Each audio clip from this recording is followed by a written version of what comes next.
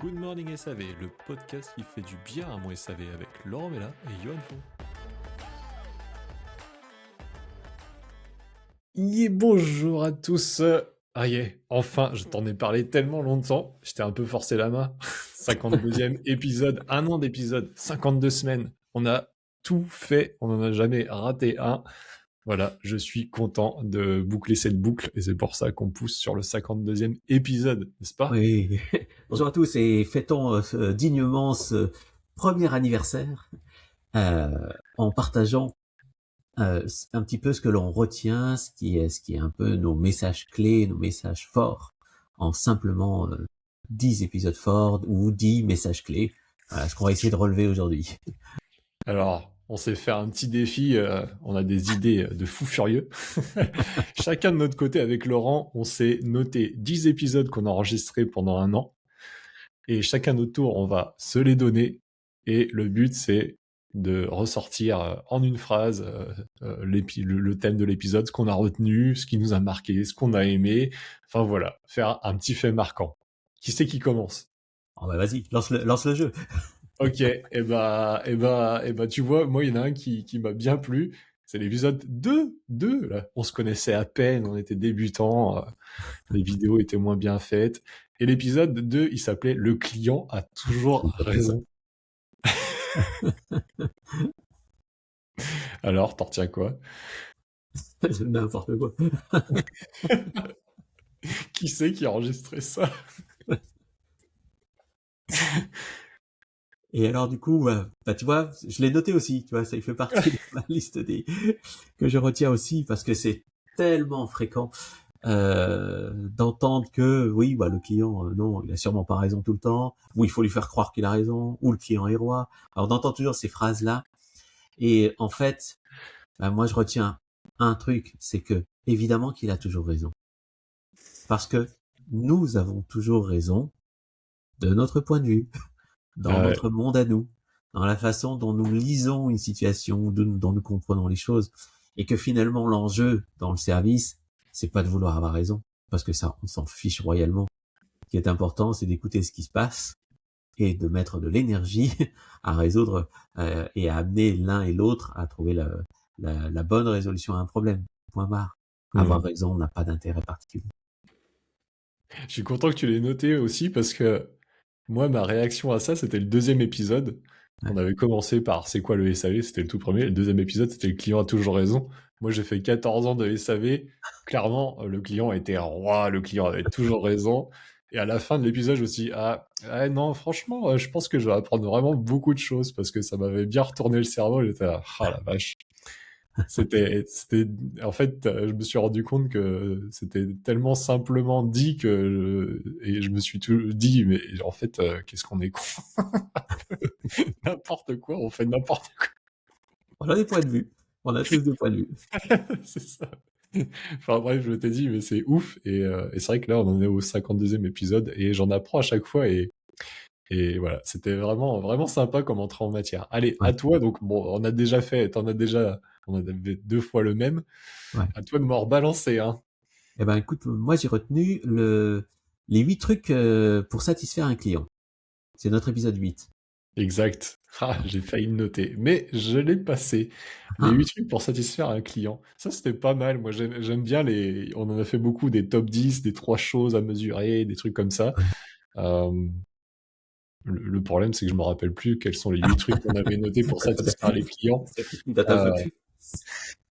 mais Bah, peut-être que je peux te nourrir un peu. C'est, allez, vas-y. ah, je dirais que c'est peut-être qu'une des lignes directrices qui ressort, c'est que finalement, on se doit d'avoir des attitudes responsables. Que la responsabilité, c'est d'assumer ce qu'on fait. Un SAV est pas tout le temps parfait. Ce qu'on fait, ce que fait le commerce ou ce que fait la technique, c'est pas toujours parfait. Et que cette notion de perfection, de toute façon, elle est hyper relative. Donc, l'important, c'est quoi qu'il advienne, c'est d'assumer et de se dire, Mhm. ok, je cherche à comprendre les conséquences pour mon client ou pour l'autre service avec lequel je bosse, et on va chercher à le résoudre. Mais je Ouais. tiens compte des conséquences. Mhm. Tu vois, merci de m'avoir nourri parce que ça m'a fait penser à un truc qu'on a souvent répété et qui, à l'épisode 8, j'étais pas encore tout à fait en ligne avec, mais les 8 trucs pour satisfaire les clients, dedans, il y avait pas forcément, faut, réparer son problème. Je me rappelle, on a parlé de Ouais, ça et moi j'étais là: «Mais n'importe quoi!» Bien sûr que oui, il faut réparer. Bah non, on a parlé plusieurs fois que S souvent, OK, il y a une panne sur une machine, mais c'est peut-être pas ouais, le problème du client, le problème on avait pris l'exemple des colis, tu sais, qu'il fallait ouais, livrer ouais, aux clients parce que les tapis, roulants étaient en panne. OK, le tapis roulant est en panne, mais son problème, c'est pas la panne, c'est qu'il lui, il doit livrer ses colis à ses clients. C'est ça son plus gros problème. Sinon, on va dire, il gagne pas exactement. son argent, il remplit pas sa mission. Ça m'avait bien marqué aussi, ça m'avait aussi ouvert des nouveaux chakras, on va dire. Ouais, c'est clé. OK, moi je t'ai sélectionné, heu, l'épisode 13, tout de suite et maintenant. Ouais, l'instantanéité. Ouais.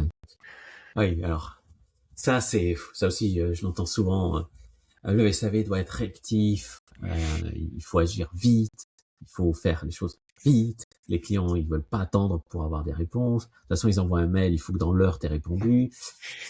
Tout ça, c'est une réalité, hein, on peut pas l'effacer parce que c'est vrai que les clients sont devenus très exigeants en termes de temps. Pourquoi? Parce que, ce qu'on souligne, c'est que, on est dans un univers, dans un monde où tout est accessible tout de suite. Avec internet au débit, nos portables, nos smartphones, on a accès à tout de suite. Donc, on le retrouve dans nos relations et là où le service a un rôle à jouer dans ce tout de suite, c'est de savoir poser des limites en fait. C'est qu'il s'agit pas de dire oui tout le temps et de courir dans tous les sens. Donc ça pose 1000 questions derrière, ça pose des questions d'organisation, comment on a structuré les choses. Mais d'abord, si je ressors un message clé, c'est que tout le monde dans le SAV doit savoir poser proprement des limites. Gros sujet, gros sujet. OK, à toi. Moi, alors, j'enchaînerai avec l'épisode 22. Le chef d'atelier, c'est un mouton à 12 pattes. Je l'ai aussi. Ah, alors, dis-moi ce que tu ressors. Ah, je me rappelle moi, c'était l'idée de l'épisode est devenue d'un post que j'avais fait Ouais, parce que clairement, à chaque fois que j'ai rencontré des chefs d'atelier, les mecs, tu passes même juste un quart d'heure avec eux et tu te rends compte qu'ils gèrent littéralement le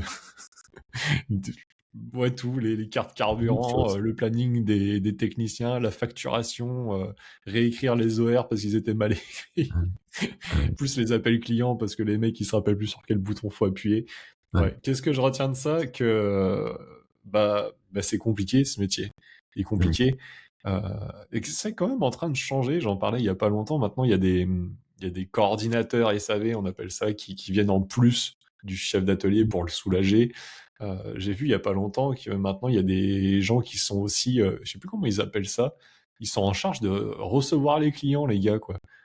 Ils sont là H24 dans n'importe quelle structure, hein, où leur job c'est de recevoir le client qui vient. Donc, je sais pas, il arrive avec sa machine, on fait l'état des lieux, on lui dit que oui, on va faire ci, on va faire ça, on fait signer les papiers et tout. C'est plus au chef d'atelier de faire ça. ouais. Donc, ce que je retiens, c'est que dans certains secteurs, c'est encore beaucoup comme ça, surtout dans des petites entreprises où le gars fait littéralement tout, mais qu'on entrevoit le bout du tunnel quelque part dans quelques années. Ça existera moins pour pas dire que ça Ouais, existera plus. ouais, complètement. Et je te Complètement. retourne la question parce que moi je l'avais sélectionné aussi. Ou toi, à 12 pattes, le chef d'atelier, qu'est-ce que t'en retiens de ça? Ouais, que c'est une réalité. Comme toi, que c'est une réalité, qu'aujourd'hui, dans la plupart des cas, les chefs d'atelier sont surchargés de tâches, euh, que ce sont souvent des super experts techniques à qui on a donné la direction de l'atelier à un moment donné, parce que c'est une façon de les faire évoluer. Simplement, faut arrêter de charger la barque. À un moment donné, il faut redéfinir ce que ce sont les tâches d'un chef d'atelier. Pour moi, c'est la première des choses, c'est de se reposer la question et de pas laisser les choses comme elles sont, en disant, ça a toujours été comme ça. Un chef d'atelier, il a toujours fait ça. Ah non, non, non, non, non, non, non. Faut reposer la chose parce que le chef d'atelier, il a le droit aussi d'avoir une vie, et qu'il a besoin d'être accompagné. Qu'il s'agit pas de balancer un super expert technique, chef d'atelier en disant, il va se débrouiller, hein. De toute façon, il vient de l'atelier, donc il va le savoir. Non, non, non, c'est pas le même métier. On lui demande de gérer une équipe, on lui demande d'écrire beaucoup de choses, de faire de la saisie informatique. tout en restant un super expert technique, tout en étant quelqu'un qui doit aussi discuter avec les clients, avec les fournisseurs, avec les sous-traitants. Ok, faut l'accompagner un peu quand même. Mhm. Exactement. Alors, prochaine sélection, épisode 18. SAV, on dit la vérité au client ou pas? Qu'est-ce que la vérité? Vous avez 4 heures. Grand sujet. En fait, on doit toujours être authentique avec un client. On doit être honnête avec un client. L'honnêteté, c'est ce qui construit la confiance. S'il n'y a pas d'honnêteté, il n'y a pas de confiance. Et puis quand la confiance est entachée, elle est entachée pour longtemps. Donc, l'important, c'est de dire les choses telles qu'elles sont, c'est-à-dire de rester factuel. Parce que la notion de vérité, elle va rester relative. Je peux être quelqu'un qui va interpréter, on va tous interpréter la vérité à travers notre système de valeurs. Et donc, ce que je retiens, moi, de cet épisode, c'est que plus que la vérité, c'est l'authenticité qui compte et les faits. De toujours rester sur des éléments factuels. À partir du moment où on discute de faits, on peut discuter. C'est vrai. Et je vais me permettre de rebondir là-dessus avant que tu me balances un autre épisode. C'est que dans un autre de mes podcasts, un jour, j'avais eu un gars qui m'avait dit mais de toute façon, c'est toujours plus facile de dire la vérité, même si... Enfin, plus facile. Non. Des fois, c'est difficile de dire la vérité. Mais c'est plus facile de la maintenir dans le temps plutôt qu'un mensonge. Parce qu'un mensonge, c'est super difficile de le répéter de la même façon, comme tu l'as inventé, dans le temps. Et à un moment ou à un autre, tu te fais toujours prendre. Et quand il m'avait dit ça, tu vois, c'est un peu ce que tu dis. Si t'en entaches une fois, la personne à qui t'as dit un mensonge le découvre, c'est foutu, quoi. Par contre, tu lui as dit une vérité, il est pas content, bah dans 5 ans, ça sera toujours la même chose, mais peut-être qu'il l'aura accepté, et puis il arrive, bon, ouais, t'avais raison. Ouais, c'est clair. De toute façon, la vérité est durable à condition qu'elle soit factuelle. J'insiste un peu sur ce Oui, côté factuel parce c'est qu'on vrai. a tous nos vérités. Allez, à toi. Alors comment j'enchaîne après la vérité? Euh, Si. C'est une que j'ai retenue aussi, c'est une fois que l'intervention est finie, c'est vraiment fini. Ça, c'est notre épisode 26. Et ça, c'est un sujet qui revient souvent, hein, et c'était, je crois, aussi un élément que tu avais vécu. Euh, Souvent, ce qui était derrière, c'est que le technicien, ce qui l'intéresse, c'est que ce soit réparé, quoi. Puis après, on s'en fiche.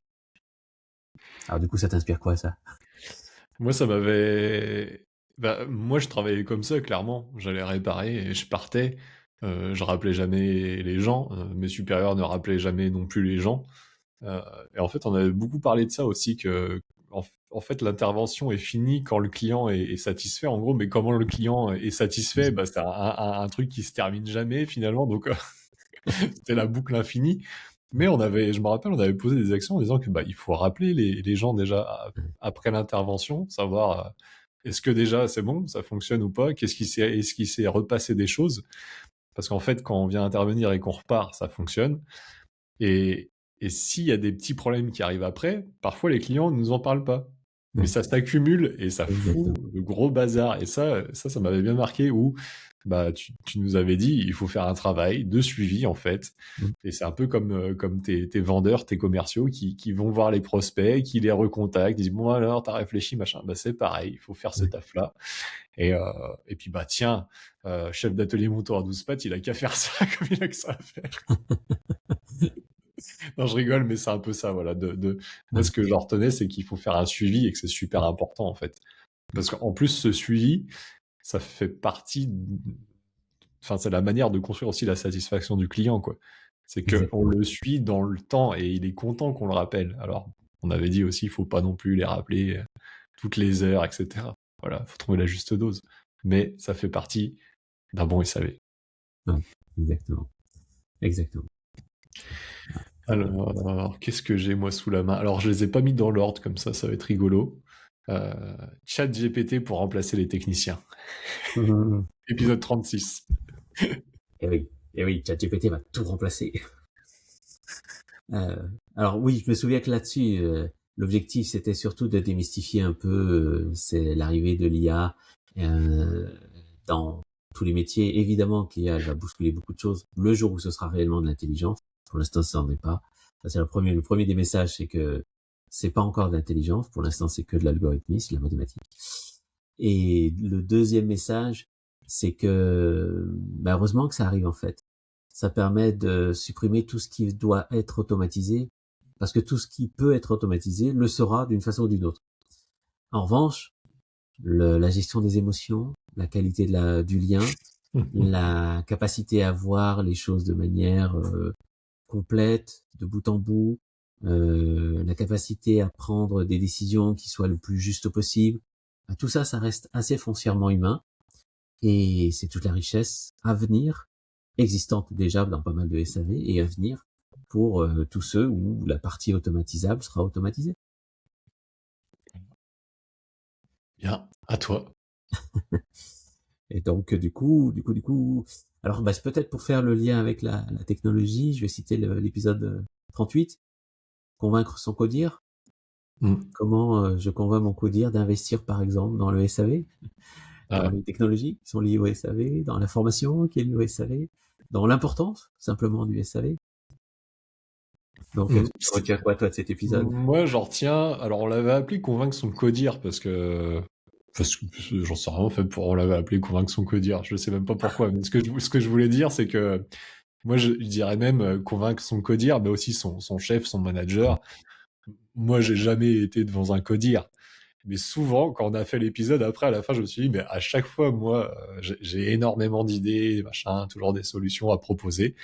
Et à chaque fois, enfin, souvent, je me faisais retoquer parce que j'y allais comme un gros bourrin, sans rien préparer, de la mauvaise façon. Je parlais pas de la bonne manière pour que les gens qui sont un cran au-dessus de moi ou deux puissent se dire, ah, ok, je vais poser cette brique qu'il est en train de me raconter ici ou là parce que ça va me retenir ça. Non, j'entrais par un angle purement technico-technique, je sais pas si ça se dit. Et les gens se disaient, putain, encore un truc à la con qui veut nous faire faire. En fait, voilà, on parlait pas le même langage. Et ce que je retiens, c'est que, bah, en fait, déjà, il faut bien se préparer et pas dire chaque jour à la limite, ah, et puis ci, et puis ça. Se préparer et parler leur langage, en fait. Et en fait, finalement, c'est encore une fois, c'est un peu du commerce, c'est se mettre au niveau des gens et de leurs besoins, et après, trouver une porte d'entrée en faisant ça, quoi. Bah, très bien. C'est le cœur du message. Alors, allez, je vais sauter celui-là et je vais te dire épisode 33. Marre de me faire engueuler. Marre de me faire engueuler. Eh oui. Et oui, on l'entend souvent. Hein. On l'entend souvent des personnels techniques ou même du support téléphonique, des assistants et assistantes du service. Bah oui, bah, les clients, ils appellent le SAV uniquement pour gueuler, quoi, pour se plaindre, pour dire que ça va pas. Et c'est vrai qu'on a rarement un client qui appelle le SAV pour dire bonjour, comment allez-vous aujourd'hui? Je voulais juste savoir comment ça allait. Non, ça n'arrive pas souvent. Donc, oui, les clients qui appellent avec de l'émotion. Et ce que je retiens, c'est le point clé, c'est que dans le SAV, on doit apprendre à gérer les émotions. Donc, pour savoir gérer celles des autres, il faut déjà savoir gérer les siennes. Donc, quel travail on fait sur soi pour accepter que nous avons des émotions. Nous aurons toujours des émotions. C'est ce qui fait notre humanité, entre autres. Et donc, le job, c'est d'apprendre à les accepter et à les gérer. Et qu'un client qui arrive énervé, bah, c'est ok en fait. C'est normal qu'il soit énervé. Il a un problème. Il a un problème qui pèse lourd pour lui, qui a des conséquences lourdes pour lui. Donc oui, c'est le met en colère.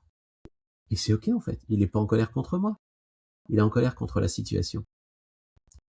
Donc, bah, gérons la situation ensemble. Il faut dissocier tout ça. Ouais, Peut-être et ça, ça la clé. Ok. Allez, qu'est-ce que t'as sous la main qui reste? On en a 4 bah, encore. moi, un peu dans la lignée, c'est l'épisode 39, il n'y a plus de respect. Ah, il n'y a plus de respect, mon bon ami. Hein. Tout le camp. Il avait bien marché, elle avait bien fait réagir sur LinkedIn. Il n'y a plus de respect. Ah, qu'est-ce qui m'inspire? Bah, encore une fois, bah, tu vois, en fait, c'est ce que je viens de dire, c'est qu'il faut dissocier tout ça. Moi, un truc qui m'a marqué, c'est que tu as dit, quand les gens ils viennent en colère ou qui critiquent une action qui a été menée, en fait, il faut pas prendre une critique personnellement. Ils critiquent le travail qui a été fait. Ils critiquent pas ta personne, toi-même. Alors que, en fait, dans 99% des cas, que ce soit dans le privé ou dans le professionnel, on se sent critiquer soi-même, alors que, bon, on nous a pas dit qu'on était trop grand ou trop petit, tu vois. Là, ça pourrait Ouais, être factuel. Ok, le gars est trop grand, trop petit. Non, il a dit que la panne n'avait pas été résolue. ouais, Et voilà, faut pas le exactement, prendre personnellement. exactement. Donc il n'est pas en train de critiquer mes compétences, il est en train de critiquer le fait qu'il n'a pas de résultat. C'est C'est ça. pas tout à fait la même chose. Et comme on dissocie pas, c'est pour ça qu'on se dit tout le temps, ouais, il n'y a plus de respect. Il n'y a plus de respect. En fait, tu vois, ça nous parle de notre système de valeurs. Ouais, Ça c'est ce parle de que la j'allais façon dire. dont Ouais. on perçoit les choses. C'est vraiment ça le cœur du réacteur. Et puis, du coup, on le retrouve aussi, il me semble qu'on l'avait abordé ainsi un peu, sur la question des générations. Le fait que quand on voit une génération, les jeunes qui arrivent aujourd'hui, ils sont moins respectueux de leurs anciens. On entend ce genre de phrases. Et en fait, c'est simplement que les codes ont changé, que les codes évoluent, mais ils ont toujours évolué. Hein, les personnes des années 80 trouvaient que des années 60 trouvaient que les personnes des années 80 respectaient, il y avait plus de respect. Donc, chaque génération a toujours un peu ce vocable-là. Et c'est juste une question de perception. Cherchez à comprendre en fait les codes de la génération qui arrive, et vous allez voir, c'est plus simple. Ouais, il y a du boulot là. Alors, moi, avant de te donner mon épisode, j'ai eu il y a pas longtemps, qui m'a mis extrêmement en colère et j'étais content d'avoir enregistré l'épisode 29 avec toi.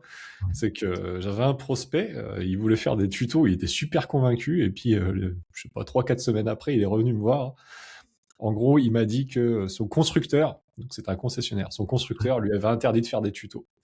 Et l'épisode 29, c'est le rapport de force constructeur, ouais, distributeur. ouais, Et là, je me suis dit, mais waouh, là, non, mais le rapport de force est extraordinaire. C'est-à-dire que c'est une entreprise externe qui est venue chez moi décider comment je devais travailler, quoi. ouais, Voilà, un rapport de force, épisode 29. ouais. Qu'est-ce que Ah, t'en retiens? il y a tellement de choses là derrière. Si j'essaie d'extraire peut-être les deux messages qui sortent, je crois, de cet épisode, c'est le premier, c'est que ben, déjà, il y a forcément un rapport de force puisque je choisis d'être le concessionnaire ou le distributeur d'un constructeur. Donc il y a un contrat qui nous lie, il y a des engagements de chaque côté. Donc il y a déjà mécaniquement une forme de rapport de force. Le... Donc je l'ai accepté. Quand j'ai signé ce contrat, j'ai donc accepté un certain mécanisme. Mais la deuxième chose, peut-être la plus importante, c'est que ce mécanisme-là, il faut en sortir. Aujourd'hui, si je veux construire quelque chose de durable avec un partenaire, c'est vrai qu'un constructeur, mais c'est vrai que n'importe quelle forme de partenaire, c'est d'être dans des logiques de coopération. C'est-à-dire de se mettre d'accord sur ce que l'on veut faire ensemble, quelle est la visée, c'est qu'est-ce qu'on cherche à atteindre, et ça doit être réinterrogé régulièrement. Et deux, c'est qu'on prenne chacun en compte les contraintes de l'autre, qu'on aille vraiment comprendre. Il faut que le constructeur comprenne les réelles contraintes, que je comprenne réellement ces contraintes, et qu'on cherche des vrais compromis. Donc tu vois, dans l'exemple que tu donnes, je trouve ça assez dingue.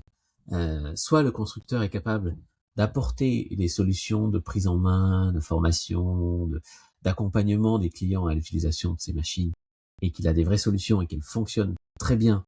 Et à ce moment-là, effectivement, il peut dire à son concessionnaire, ben non, écoute, tu prends les outils que je te donne, soit ces outils n'existent pas, et à ce moment-là, ce n'est pas d'interdire. Enfin, pour moi, le chemin est étrange.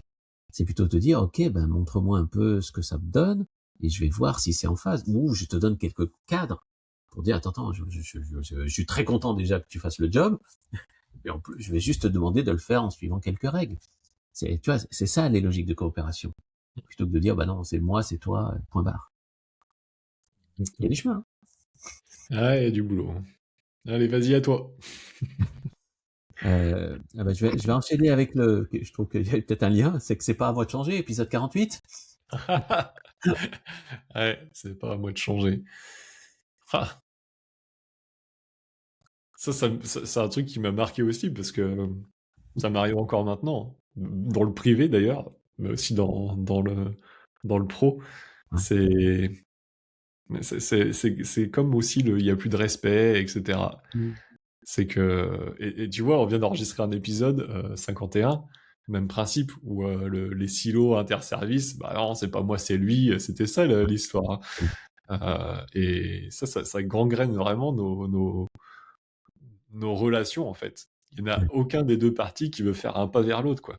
Parce que bah non, c'est pas à moi de changer. Mm. Et ça, je trouve que voilà, ce que je retiens, c'est que D'ailleurs, il me semble que c'est ce que j'ai dit à la fin de l'épisode 51, c'est que faut juste faire un pas vers les autres, tout simplement, quoi. Des Ouais. fois, notre ego est tellement gros ou nos croyances, nos machins, on se met des barrières nous-mêmes et bon, dommage.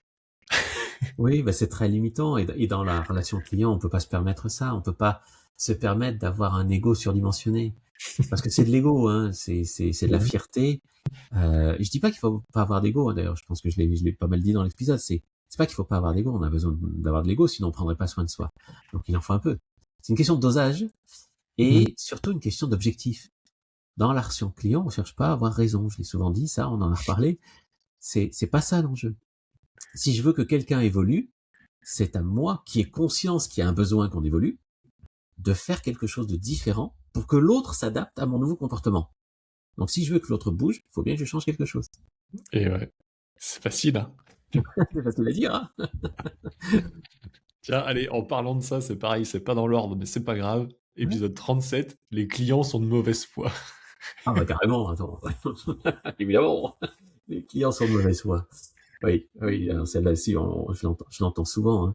C'est quand je forme des équipes, que ce soit commerciales ou techniques, sur les questions de relations clients, j'ai souvent, oui mais attends, alors, tu fais quoi quand le client est de mauvaise foi?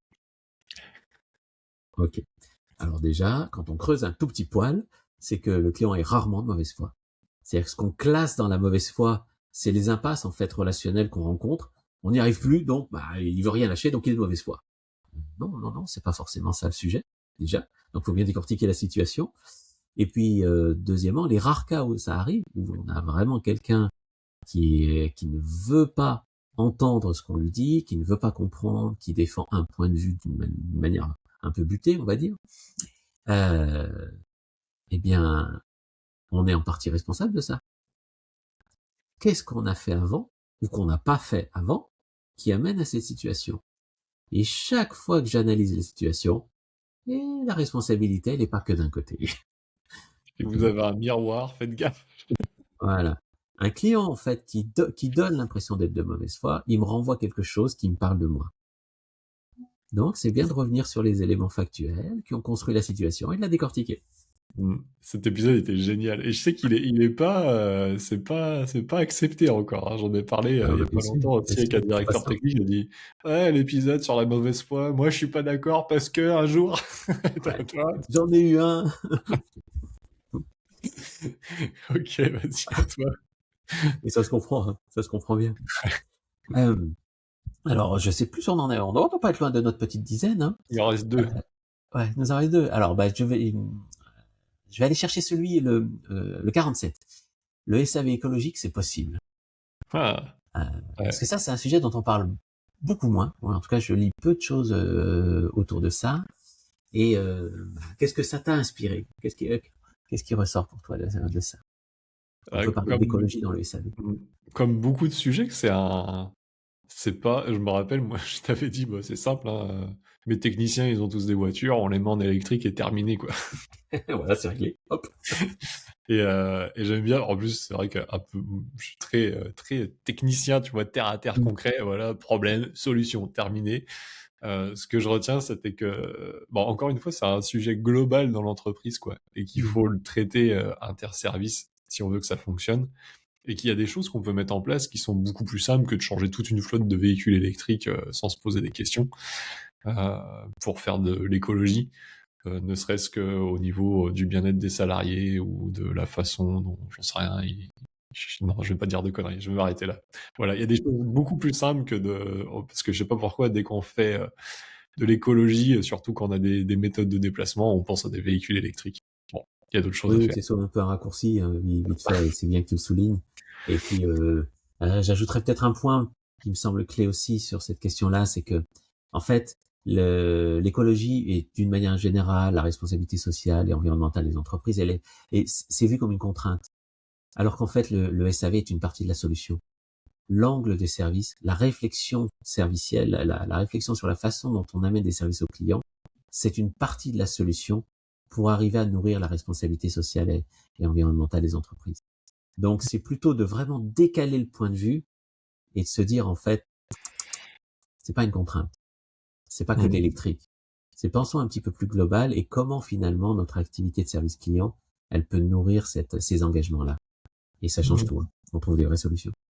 Oh ça, il y a du sujet là qu'il faudra qu'on retraite parce que Ouais.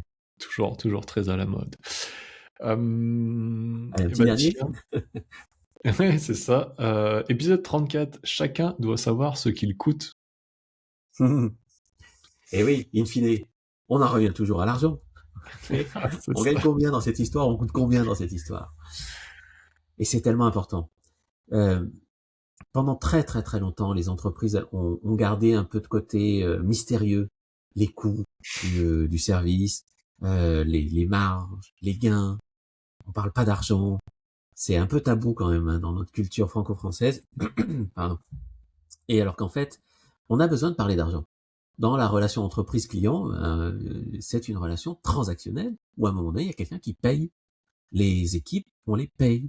Donc il y a de l'argent qui circule. Donc il faut, si on veut qu'à un moment donné le service après-vente soit rentable, il faut donc que les personnes qui constituent ce service comprennent ce qu'elle coûte, comprennent ce que coûte l'activité du service pour être capable, à un moment donné, de faire de la marge. Et on avait donné, je sais pas si tu te souviens, une formule assez simple pour savoir ce que coûte un salarié. Mmh. Est-ce que tu l'as Je en tête? Est-ce que ça je reste veux resté en mémoire? non, Ah, je te dis et là. puis j'ai surtout peur de dire une connerie alors En fait, il y a un ratio simple qui vient de l'URSSAF, c'est que il suffit de prendre le salaire net que je reçois, je le multiplie par 2,6 Mmh. et j'ai un coût qui est relativement fiable, relativement, hein, c'est pas un coût précis, de ce que je coûte vraiment à l'entreprise, tout compris.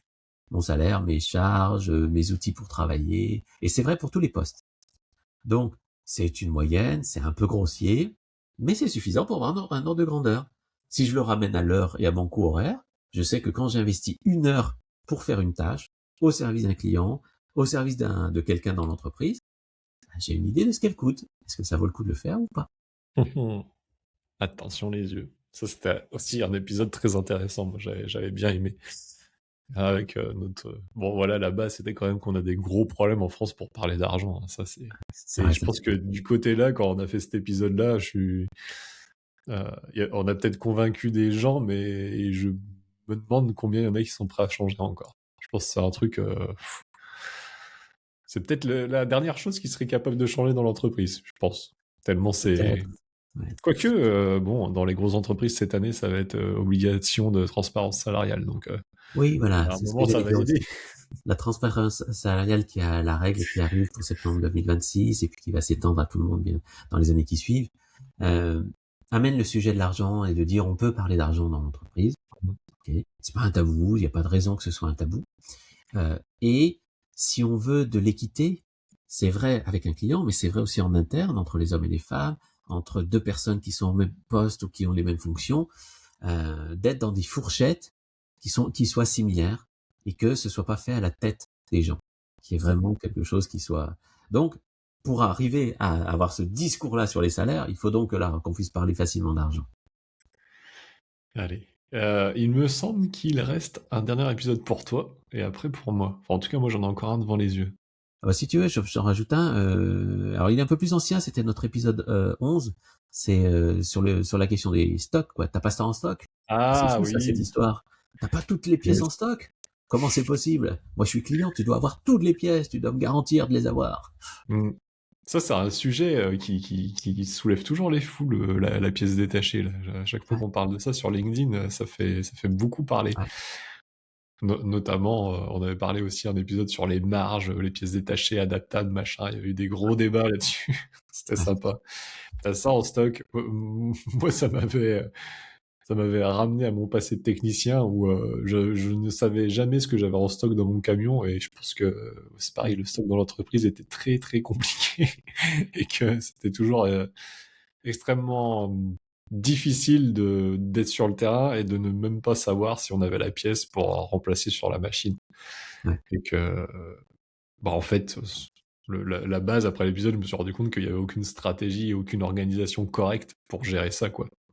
ouais. Et que bien sûr, on peut pas tout avoir en stock, mais il y a quand même un minimum, on va dire, qui serait bon d'avoir, mais qui inclut une stratégie globale de savoir les pannes récurrentes qu'on a pour avoir les pièces dans les camions, etc. Encore une Ouais, c'est fois, ça. sujet extrêmement tentaculaire, on va dire. Oui. Et c'est un sujet qui se gère, en fait. C'est que Mhm. les stocks, c'est pas quelque chose qui est à confier à quelqu'un qui n'a pas de compétences en gestion de stock. C'est une vraie compétence. Il y a un vrai savoir.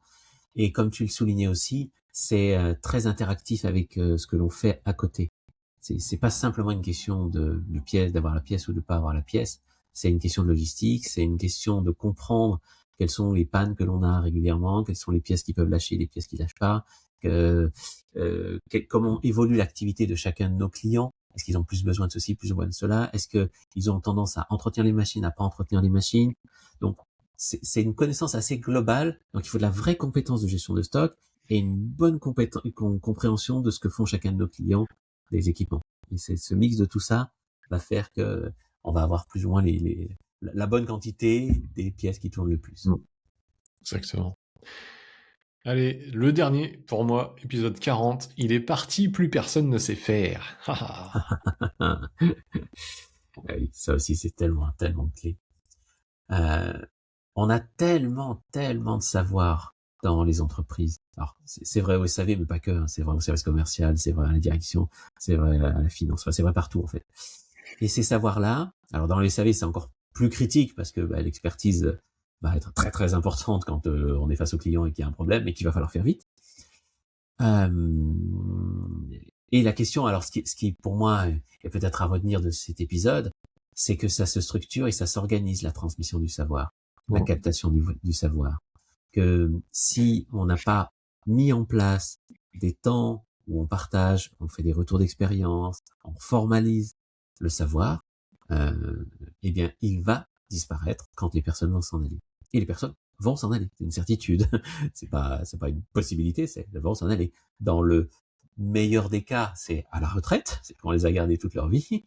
Et puis dans le pire des cas, c'est pour X raisons, X bonnes raisons, hein, chacun a ses raisons de partir. Donc, comment on a structuré ça? Si on n'a pas considéré ça comme étant un enjeu, eh bien à ce moment-là, on va pas y mettre de moyens, on va pas y mettre d'intérêt, et ça va s'en aller. Et ça coûte extrêmement cher aux entreprises, parce que reconstituer un savoir, reconstituer une histoire, c'est complexe, parfois c'est impossible. Quand les personnes sont plus là, ce n'est plus possible. Et ça s'anticipe très longtemps à l'avance. En fait, c'est comment on capte chacun des savoirs. Et l'expérience, c'est une multitude de petites choses. Hein. On dit souvent que le diable se cache dans les détails. Dans l'expérience, c'est très vrai. C'est une multitude de toutes petites choses qui assemblées font que on a des super tech à un moment donné, ou des super commerciaux, c'est vrai aussi. Donc, comment on capte ça? Il y a des outils, il y a des moyens. Il faut simplement le considérer comme un projet important dans l'entreprise. Voilà, transition toute trouvée. Nous, on part pas. On a terminé notre épisode. C'était notre best-of du 52e épisode de 1 an de Good Morning SAV. Et la prochaine fois, nouvelle façon de faire Ouais. qui va vous apporter, je pense, d'autres perspectives et un peu plus de valeur. Et d'ailleurs, tu parlais de ça coûte très cher. Bah, Good Morning SAV, c'est gratuit, profitez-en. Exactement. Toute la valeur est dans ce que vous allez en faire. Exactement, voilà. Donc, bah, restez connectés. Et puis, tiens, dites-nous, vous, sur les 52 Oui. épisodes que vous avez peut-être écoutés, ou moi, mais en tout cas, lequel vous a marqué. Laissez-nous un petit commentaire, un email quelque part, un signaux de fumée pour nous dire que nous ne sommes pas tout seuls en train de parler. Oui, ça serait vraiment très intéressant pour nous de savoir quels sont l'épisode peut-être qui ressort ou les 2-3 épisodes qui vous ont vraiment marqué, les sujets euh, qui vous ont vraiment nourri. Et puis, bah, pour l'année qui vient, ça serait quoi le sujet pour vous qu'il faudrait absolument traiter? Laissez-nous un petit commentaire, envoyez-nous un petit mot et on se fera un plaisir de le mettre sur la table pour le travailler. Allez, à la semaine prochaine. Bonne Bonsoir, semaine à tous! bonjour, bonne journée. C'était Good Morning SAV, le podcast qui fait du bien à mon SAV, présenté par Laurent Mella, expert SAV, et Johan Fon, créateur de vidéos tuto pour ton SAV.